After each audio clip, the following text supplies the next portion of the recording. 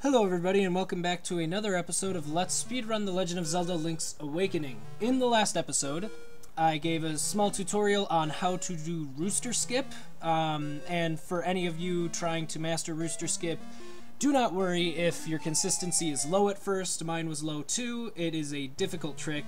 Out of, I think, an hour and a half of attempts, my first time trying this trick, I got it about 5 or 6 times. So if it's inconsistent at first, don't worry, that's normal. Don't get discouraged, keep on trying. So, in this episode, we are going to continue on, gather up some stuff, and enter the 8th dungeon.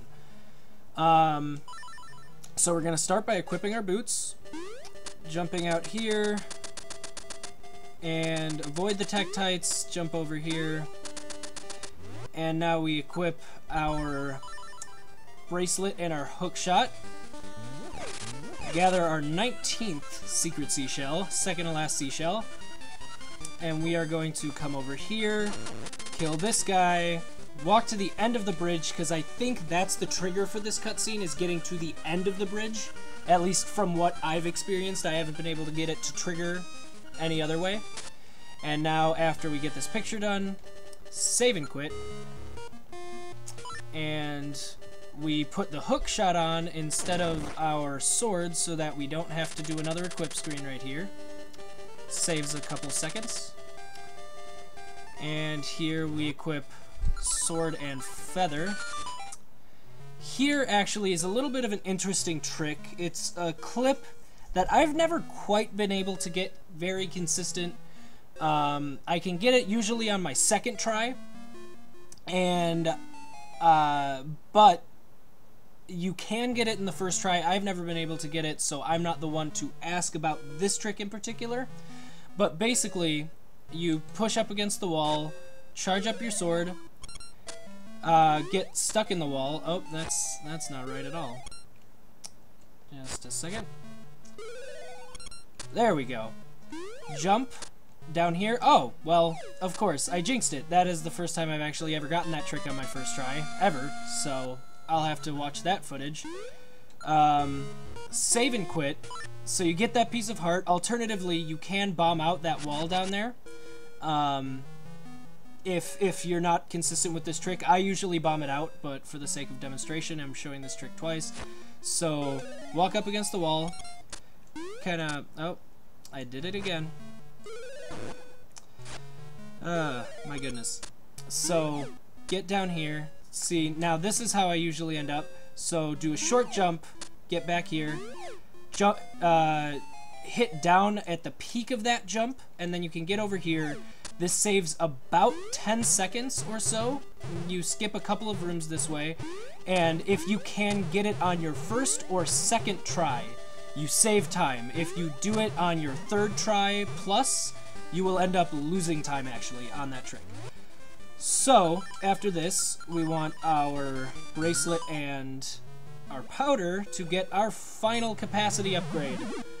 This one you don't have to worry about, you don't have to worry so much about text and getting the wrong upgrade, because there's only one upgrade left, so mash A all you want, get the upgrade, and go ahead and leave.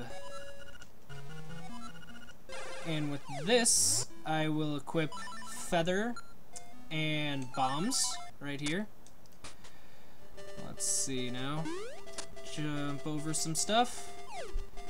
Drop the bomb right there when you can. Here, now we're going to, oh, don't jump into the like. And equip your boots. This is another interesting trick. This is actually a way to get to the 8th dungeon earlier than anticipated. This is a little sequence break. Usually you have to go to the 7th dungeon before the 8th, obviously. And the reason is because, yay, there's a giant flame wall in front of us. And what you're supposed to do is, spoilers, get the mirror shield from the 7th dungeon, and you can walk right through that flame without any issues.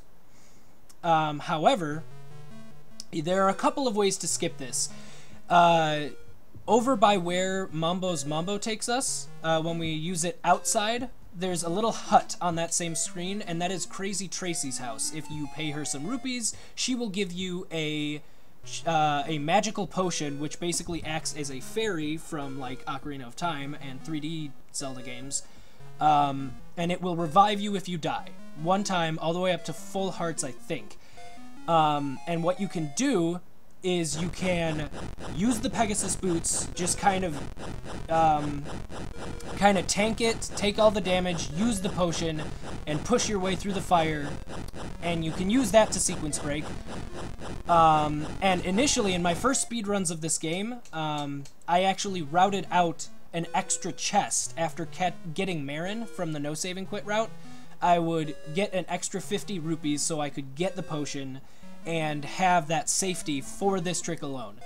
But there is a way to do it without that, and you kind of have to set it up kind of quickly. You can see that I'm wall clipped here because that's not wall clipped. You've got to do it quickly, or else you will fall into one of these pits. So here you can see I'm wall clipped, and just kind of jump. I try and jump as soon as I hit the fire and just kind of mash up a little bit, and yeah, and just kind of try and time it as soon as you hit the fire. And it is a little bit dangerous this way, but let's see how it goes. So jump, and there you go. That's pretty much it. I've had it where I get hit twice. I've even had it where I die. But if you die, you get taken to the beginning of the dungeon, or the beginning of the cave, which is, you know, the save and quit screen, really. It's about a 10-15 second loss at most. It's not that big of a deal, but it's a good idea to try and have that consistent. So that was a really long explanation. However, it is kind of a big deal trick. So, next we use the frog song for the only time that we actually really need it. And now we do this. Fun fact, if you walk right into this guy's nose as he comes out, he has no hitbox, and you can walk right into the 8th dungeon. That was kind of mind-blowing to me when I first saw that. He has no hitbox when he comes out, so you can just walk right into him and you don't have to fight him, so that saves some time.